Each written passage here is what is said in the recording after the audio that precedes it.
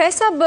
جس طرح Marco Rubio نے بھی پریس کانفرنس کی اور ان کی جانب سے بھی کہا گیا کہ گزشتہ روز کی جھڑپوں کا ایپک فیوری سے کوئی تعلق نہیں ہے، لیکن یہ جھڑپیں بھی مسلسل جاری ہیں اور امریکہ کے بیانات بھی، جیسے میں بات کری تھی، مسلسل جاری ہیں. کیا امریکہ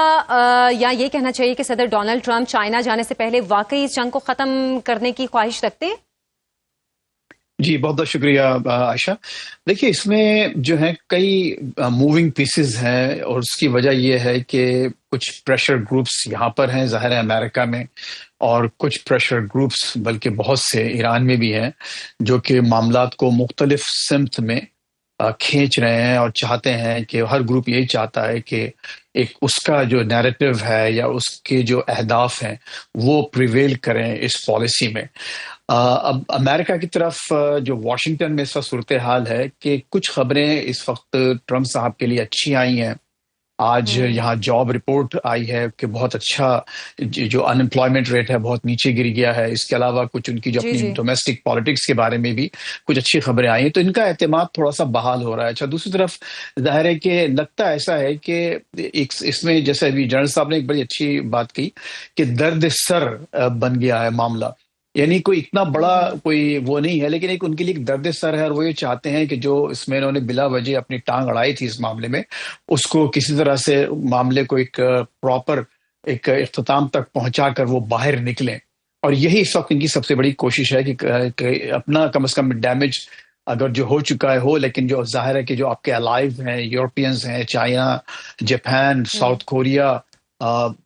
خود آپ کے دوسرے جو ممالک ہیں، بھارت، پاکستان،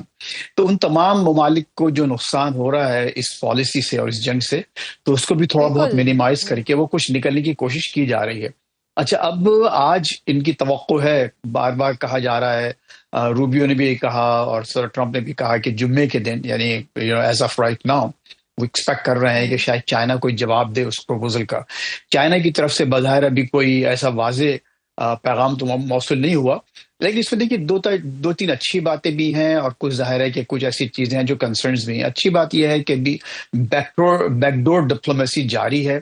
پاکستان کا بار بار ظاہر ہے کہ ایک اعتراف کیا جا رہا ہے صدر ٹرمپ کی طرف سے، یعنی یہ کہہ دینا کہ انہوں نے وہ جو پروجیکٹ فریڈم بھی پاکستان کے کہنے پر ختم کیا، یہ بھی ایک بہت بڑا کریڈٹ پاکستان کو جاتا ہے کہ امریکن پریزیڈنٹ ڈائریکٹلی کہہ رہا ہے. نمبر 1. نمبر 2 یہ کہ اس کے علاوہ بھی پاکستان کی اپنی کوششیں ہیں، لیکن جو سائیڈ میں اور جو کوششیں ہیں، مثال کے طور پر آج قطر کے وزیر اعظم جو ہیں وہ، یا وزیر خارجہ میں بھی mistaken, please don't hold me accountable, لیکن وائٹ ہاؤس میں اس وقت بیٹھے ہیں اور جے ڈی وینس کے ساتھ بات کر رہے ہیں.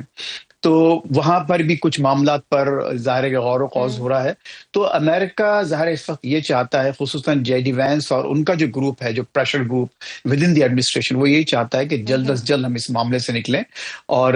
ظاہر ہے کہ جو اب چائنا کا وزٹ ہے، اگر صدر ٹرمپ حالات کو اسی طرح سے رکھ کر وہاں جاتے ہیں تو وہ کوئی زیادہ اچھا ان کے لیے ایک پوسچر نہیں ہوگا. تو وہ میرا خیال ہے کہ اگر 14 تاریخ کو وہاں پہنچیں گے اور 14-15 کے درمیان ان کی جو سمٹ ہے پریزیڈنٹ شی سے، تو اس میں وہ ان کی کوشش یہ ہوگی کہ کچھ معاملہ کچھ اسٹیبلائز ہو. اچھا اب اس کا ایک اچھا پہلو بھی ہے، اور ایک it may be a good news and also a bad news for the region, کہ یہ بھی ہو سکتا ہے کہ وہ اس بات کا انتظار کر رہے ہوں کہ ابھی معاملات کو جوں کا تو رکھا جائے، تھوڑی بہت جھڑپیں اس لیے ہوں کہ تاکہ ایران کو انڈر پریشر رکھیں، کوئی میسو بریک آؤٹ نہ ہو وار کا. لیکن جب وہ چائنا سے واپس آئیں تو پھر شاید دوبارہ ایک بہت بڑی ایک ملٹری کیمپین جاری رکھیں. اس کی وجہ یہ ہے کہ اس کے آثار مجھے اس لیے زیادہ نظر آتے ہیں کیونکہ خود ایران میں بھی بہت سے لوگوں کا یہ خیال ہے، اور دوسرا جو انہوں نے جو ایک ویئر ہال، جو ایک آرماڈا اور جو اکوپمنٹ وہاں جمع کیا ہوا ہے، جو ایئر لفٹ ہوئی ہیں چیزیں وہاں پر، جو چیزیں پہنچائی جا رہی ہیں، تو لگتا یہ ہے کہ وہ چیز اور وہاں پر ری انفورسمنٹ جاری ہے.